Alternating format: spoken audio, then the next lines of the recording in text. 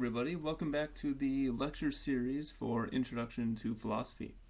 In this video we are going to continue our discussion of Plato's Euthyphro, and we're going to do so by looking at the discussion between Socrates and Euthyphro over the third definition of piety that Euthyphro offers.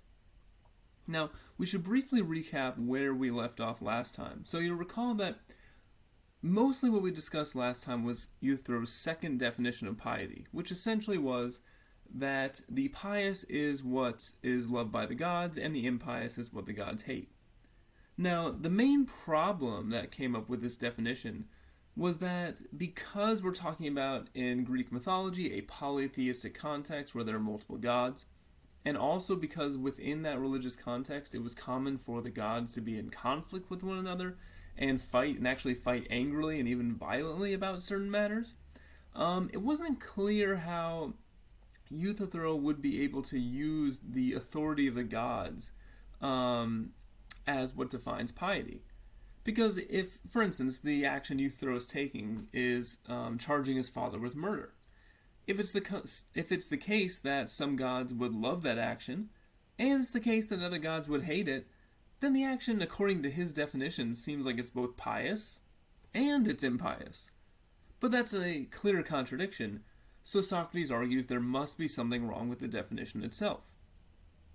Now, where I want to pick up with in this video is where Socrates grants a very important assumption to Euthyphro, which will allow us to delve deeper into the topic we're really interested in. Remember, one of the main themes I told you is present in the Euthyphro is this idea of the relationship between morality and God. Is it possible to have morality without God? Is God necessary for morality? And so what is this assumption that Socrates grants to Euthyphro that really lets us get deeper into this topic? Well, here's Socrates, he says, "So I will not insist on this point. Let us assume, if you wish, that all the gods consider this unjust, and they all hate it." So what is this assumption that Socrates is granting? He's simply saying, look, it just is the case that all these gods could disagree about what is pious and what is good, but let's just assume for the sake of argument that they all agree. They all think the exact same thing. Now, once this assumption is made, the argument Socrates made previously won't matter, right? Because if we say the gods can't disagree, then as long as we know what the gods think is best, then we'll know what's pious. Right? There won't be any way to generate a contradiction because they'll all be in total agreement. And so, if, for instance, Euthyphro knew that all the gods love the fact that he's charging his father with murder, then that would also mean he has good reason to think he's doing the right thing. And so with this assumption in place, now we get Euthyphro's third definition of piety. It's very similar to the second, but with the all-important modification that now the pious is what all the gods love, and the opposite, what all the gods hate, is impious. Okay, now I want to make a few points about this definition before we move on. First, up to this point, the discussion has largely really only been relevant for a polytheistic system, where you have multiple gods. But now with this assumption in place, everything we say going forward really it would apply to like the ancient Greek polytheistic system, and also the more modern monotheistic systems of the sort you see in Islam and Judaism and Christianity. And that the simple reason for that is because a group of gods who all agree about what the right thing is practically the same as a single god who commands us what the right thing to do is. So from this point out, everything we say will be relevant for monotheistic conceptions as well. And also notice that now we seemingly have a better candidate for a moral expert. Right? That's what Euthyphro was searching for. He's saying, look, I know I'm doing the right thing because the moral experts, the gods, would love what I do. And when they disagreed, they weren't very good moral experts. But now if we have a committee of gods who all love the same things, or if we have a single god in a monotheistic system that commands us what to do, and if we suppose, as is often supposed in many monotheistic religious systems, that this God is perfect morally perfect, all-knowing, all-powerful, then now we have a candidate for what might seem like a moral expert.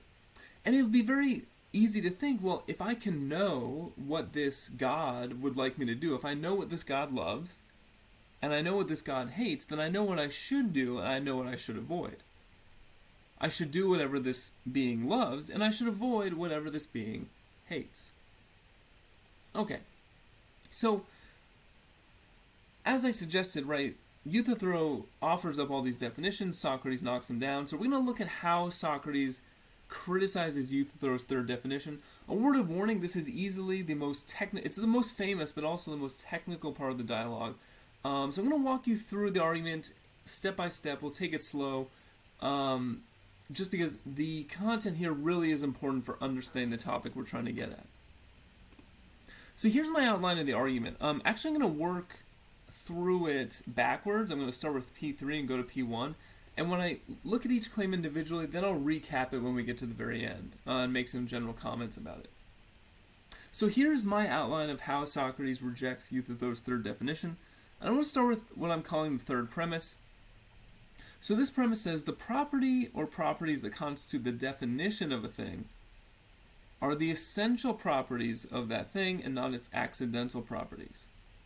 Okay, there's a lot of jargon in there, so let's break it down. There's a number of words we have to define. What's a property? What is an essential property, accidental property? How is it relating to the definition of something? So first, a property is just an attribute or a characteristic of something, right? So we would say red is a property of apple, and hot is a property of fire, intelligent is a property of Albert Einstein. Obviously there are many, many examples. So just any characteristic of a thing. But what matters for us is that there can be different kinds of properties. So an essential property is something that an entity has to have to be the sort of thing it is.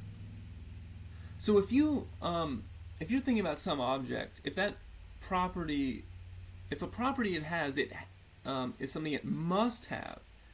If it didn't have that property, it wouldn't be the same thing anymore. Then you're thinking about an essential property. An accidental property, on the other hand, is a characteristic a thing does have, but it doesn't need to have. It doesn't have to have it. Now, I think the easiest way to see this is with an example. So let's consider this example. Here we have a triangle, and it's filled in on the inside with red, and it has a black outline. So this triangle has various properties. Some are essential, some are accidental. First, let's look at the essential properties. The essential properties of this triangle that make it the sort of thing it is, that make it a triangle, are it's a closed figure, it has 3 sides, and its interior angles equal 180 degrees. If any of those things were not true of that object, it would no longer be a triangle. It would no longer be the sort of thing it is. Right? If we imagine that figure had 4 sides, then it could no longer be a triangle. Maybe it could be a square, it could be like a rhombus or something, right? But it could no longer be a triangle. So all these properties, these are the essential properties. If it doesn't have them, it ceases to be a triangle. But this object also has various accidental properties. These are characteristics it does have, but it doesn't have to have them to be a triangle. Right, so we said the interior color of the triangle is red, the outline is black. Both of those are accidental properties. If you imagine the same triangle, but inside it was blue and outside it was green, we're still talking about a triangle. It just has different colors attached to it. So hopefully that makes a little more sense. We see there's some properties things have to have by their very nature. Other properties some things don't have to have, but they might have or might not have them. Okay, so why does any of this matter for us? Well, let's think about Euthyphro's third definition of piety, and let's sort of translate it in this way. Now, because there's one other important point to make about essential and accidental properties. When you want to define something, when you want to say what its definition is, you are giving an account of its essential properties. So let's go back to the previous example. If someone asks you, what is the definition of a triangle? You would say something like, a closed figure with 3 sides where the interior angles add up to 180 degrees. If someone asks you for a definition of a triangle, you wouldn't start talking about what color it has. That's not part of what it means to be a triangle. So when you ask for a definition of something, you're not asking for the accidental properties, you're asking for the essential properties. Okay, so with that in mind, let's think about Euthyphro's third definition of piety. The pious is what all the gods love, and the opposite, the impious, what all the gods hate. So we have this concept of piety. And just like a triangle, there can be some essential properties of piety, and there can be some accidental ones. Now, if Euthyphro is right, and as we'll see, Socrates doesn't think he's right, but if Euthyphro is right, then the essential property of piety is being God-loved. What makes something a pious, good thing to do is merely the fact that the gods love it. That's what its essential property is. That's what defines piety. Now, piety will have other aspects, other properties as well. For instance, pious actions are praised by other human beings. Piety might require us to act justly toward other people, not steal from them, for instance. Piety might require us to make sacrifices to the gods, maybe pray to the gods. It might require us to be kind and generous to others or loyal to one's family. Right? These are all properties of piety. But according to Euthyphro's definition, piety doesn't need these things. The one thing it needs, what determines what piety is being loved by the gods. And just take one example. We say, okay, piety might require making sacrifices of the gods. Well, why is that a pious thing? Why is that a good thing? If Euthyphro is right, the only reason that's good is because the gods love it. So it's the fact that the gods love something. That's what defines piety. All the other particular things associated with piety are just its accidental properties. Okay, so again, this is part's a bit technical, but the main thing is, for Euthyphro, the essential property of piety is being loved by the gods, or being God-loved. Alright, so that's what premise 3 says, just that the properties that constitute the definition of something are the essential properties, not the accidental ones. Okay, so we have to ask ourselves, is that correct? And to get at whether that's correct, now we need to think about, okay, this property of being God-loved, how does something come to have that property? And the second premise of the argument, as I've outlined it, is that the property of being God-loved is produced by some external source of change. And this isn't that hard to understand, right? So in this case, the picture Euthyphro has given us is that there is a god or gods who love a thing, and that's what makes it pious. So here's a pious thing. Let's say this is, making sacrifices or praying to the gods. And we ask, well, why is this a pious thing? Well, because it's loved by the gods. And where did that property of being God-loved come from? From something outside of it. It came from the gods. And think about this in a more mundane example. There are probably, I would hope, some people in your life who love you. Okay, well, how is that possible? What is it that caused you to be an individual that is loved? Well, what caused it is that there was some other person outside of you who loved you. Your parents, your significant other, your friends, your adoring Instagram followers, whoever it is, there's someone other than you, some external source of change that made you go from a state of not being loved to being loved. And in a very, very sad scenario, if we imagine that all those individuals I just listed, your parents and your friends, your significant other, your Instagram followers, if all of them stopped loving you, you would no longer be a thing that is loved.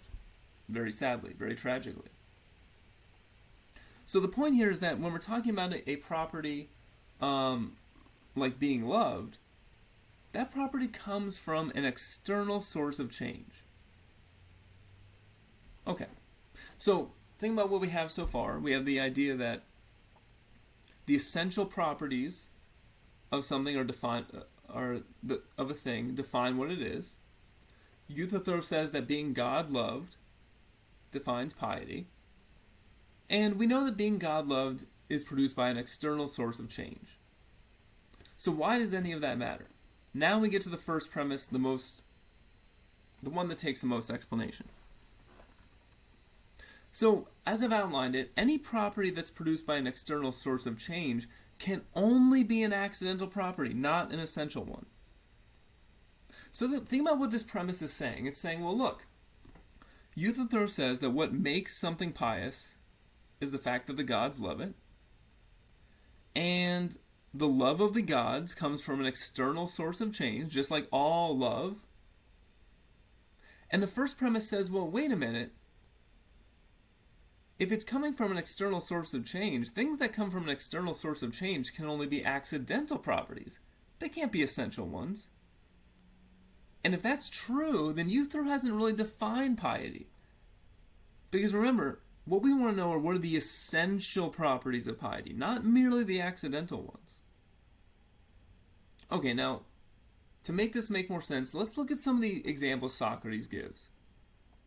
He gives these examples. He talks about why is something, right? He talks about the property of being carried. So let's imagine there's a bag on the ground. Okay, now, right now it's just sitting there. Let's imagine someone goes over and picks it up. Now it's a thing carried. Okay, so just like being loved is a property that comes from an external source of change, so is the property of being carried. Right? Someone came along and picked up that bag. Now, think about it this way. You have this property of being carried. It comes from an external source of change. Is that an essential or accidental property of the bag? Well, it seems pretty clearly to be an accidental one. Before the bag was picked up, it's not like it wasn't a bag. It was still a bag. It just was an uncarried bag. So this is a clear example where you have a property being carried that comes from an external source of change, and it's just an accidental property of the thing.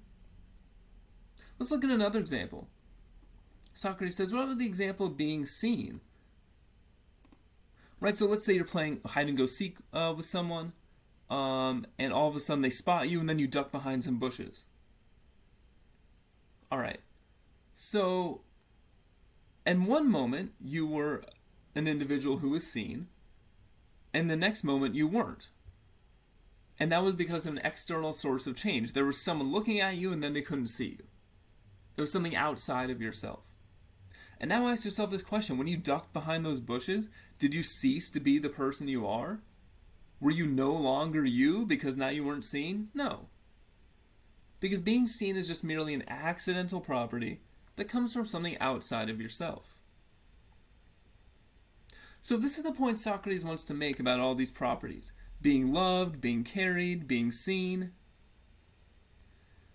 He wants to say that all of these properties that come from some external source of change, they don't define what a thing is. They're just merely an add-on. They're an accidental property of the thing. And the way he puts it here, I want to say this, namely, that if anything is being changed or is being affected in any way, it is not something being changed because it is something changed, but rather it is something changed because it is being changed. The reason that you have that property of change is because something outside of it caused that change. And if something outside of it caused that change, it can't be an essential property of that thing. Okay, now, like I said, it's a pretty technical argument, so I want to sort of recap the points here. So first, we have the idea that, look, any property produced by an external source of change can only be accidental. Alright, so any property that a thing has from outside itself can't define what it is. The property of being God-loved is produced by an external source of change, as we already said. And Socrates says this here. Is something loved either something changed or something affected by something? Well, certainly. So it's just the same as the cases before. So just as being seen doesn't define who you are, just as being carried doesn't define what the bag is, so being loved by the gods can't define anything either. And so, as P3 states, this means that when Euthyphro says that the pious is what the gods love, he hasn't identified the essential characteristics of piety. He's just told Socrates an accidental feature of it. It would be just the same as if Euthyphro had said, if Socrates said, "What's a triangle?" and Euthyphro said, "It's a thing that's red in color." That's just an accidental property, not an essential one of it. And we see Socrates saying exactly the same thing. He says, "I'm afraid, Euthyphro, that when you were asked what piety is, you did not wish to make its nature clear to me. You told me an affect or a quality of it, that the pious has the quality of being loved by all the gods, but you didn't tell me what the pious is." Right, notice here that Socrates is accepting that all the gods love what's pious, right? We'll say, yeah, sure, all the gods love when you make sacrifices and pray, when you treat other people nicely, when you act justly. They all love that. But it's not the fact that the gods love something that makes it pious or makes it good. It's something else. And before we move on, I just want to highlight how significant of a point that is. And this is a point we're going to pursue more in our next video. But it essentially means the following. If what Socrates is saying here is correct, then you can't simply appeal to the will of God to explain why something is good or bad. So take the question, okay, why is murder bad? And let's say someone responds, well, murder is bad because God hates murder. Or, why is giving to charity good? Someone says, well, giving to charity is good because God loves giving to charity.